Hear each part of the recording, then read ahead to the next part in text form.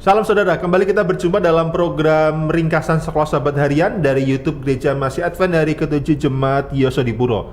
Dan kita tiba pada pelajaran hari Kamis 25 Mei dengan judul di hari Kamis ini adalah Babel sebagai pusat penyembahan berhala. Kita berdoa terlebih dahulu. Bapa di surga, biarlah Roh Kudus-Mu yang menolong kami dalam mempelajari firman-Mu pada kesempatan kali ini. Kami berdoa di dalam nama Tuhan Yesus, Juru Selamat kami. Amin. Saudara, apakah benar Babel sebagai pusat penyembahan berhala? Dan apakah tanggapan Tuhan dengan fakta ini? Di dalam Yeremia pasal 50 ayat yang ke-35 dikatakan, pedang akan menimpa orang-orang Kasdim. Orang-orang Kasdim adalah penduduk di kerajaan Babel. Dikatakan demikian, pedang akan menimpa orang-orang Kasdim, demikianlah firman Tuhan, menimpa penduduk Babel, menimpa pemuka-pemukanya dan orang-orangnya yang berhikmat. Dan kalau kita lompat di ayat yang ke-38, pedang menimpa segala airnya sehingga menjadi kering, sebab negeri itu penuh patung-patung, mereka menjadi gila oleh berhala-berhala. Jadi hukuman yang diterima oleh orang-orang Babylon atau orang-orang penduduk kerajaan Babel, oleh karena di negeri itu penuh dengan patung-patungnya. Dan kita lihat tanggapan Tuhan tidak senang dengan penyembahan berhala. Dan saat kita berpindah ke Yeremia pasal 51 ayat yang ke-17 dikatakan demikian, setiap manusia ternyata bodoh, tidak berpengetahuan, dan setiap pandai emas akan menjadi malu karena patung buatannya. Sebab patung tuangannya itu adalah tipu dan tidak ada nyawa di dalamnya. Jadi dikatakan patung berhala adalah sebuah penipuan dan tidaklah bernyawa, artinya benda mati. Dan ayat 18 dikatakan, semuanya adalah kesia-siaan, pekerjaan yang menjadi buah ejekan dan yang akan binasa pada waktu dihukum. Jadi penyembahan berhala, membuat patung adalah sebuah kesia-siaan. Nah, sekarang bagaimana hukum Tuhan menyatakan mengenai penyembahan berhala atau menyembah patung ini? Kalau kita baca dalam Keluaran 20 di ayat yang keempat dikatakan, janganlah membuat bagimu patung yang menyerupai apapun yang ada di langit di atas, atau apa yang ada di bumi, atau yang ada di dalam air di bawah bumi. Kalau kita baca ayat yang keempat, saya pikir cukup terbiasa mendengar ayat ini. Dan saat membaca ayat yang kelima masih bicara mengenai penyembahan berhala.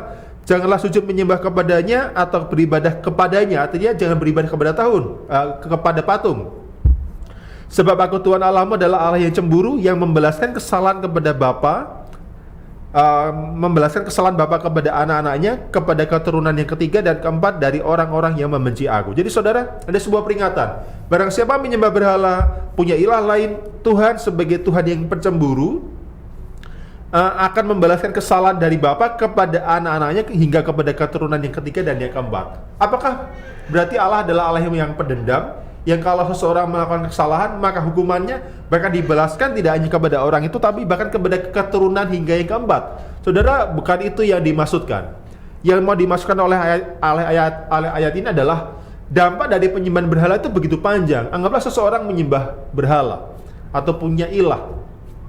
Bisa jadi anaknya akan juga punya kecenderungan yang sama, dan bahkan cucunya, cicitnya punya kecenderungan yang sama. Dan kalau seseorang menyembah berhala, lalu keturunannya, cucunya dan cicitnya punya kecenderungan yang sama, menunjukkan penyembahan berhala punya dampak yang kuat dan bahkan diteruskan tidak bisa putus hingga kepada cicitnya, saudara, atau keturunan yang keempat. Makanya kita mengatakan ada pembalasan di sana hingga keturunan yang keempat, karena mungkin kebiasaan penyembahan berhala tidak hanya dimiliki oleh orang itu sendiri, tapi berpengaruh kepada keturunannya.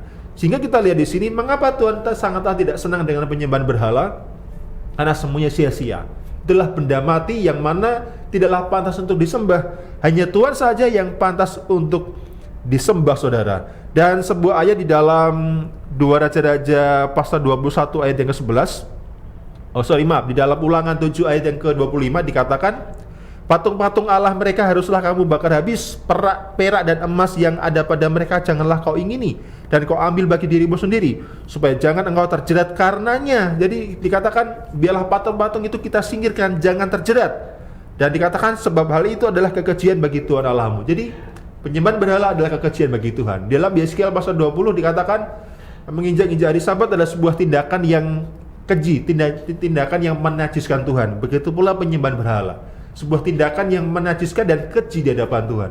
Mungkin saat ini kita tidak menyembah patung dalam bentuk patung yang sesungguhnya, tapi kita punya berhala yang lain, kita punya ilah yang lain. Dan ingat tadi, kecenderungan seseorang bisa diturunkan kepada anaknya, cucunya, dan cicitnya.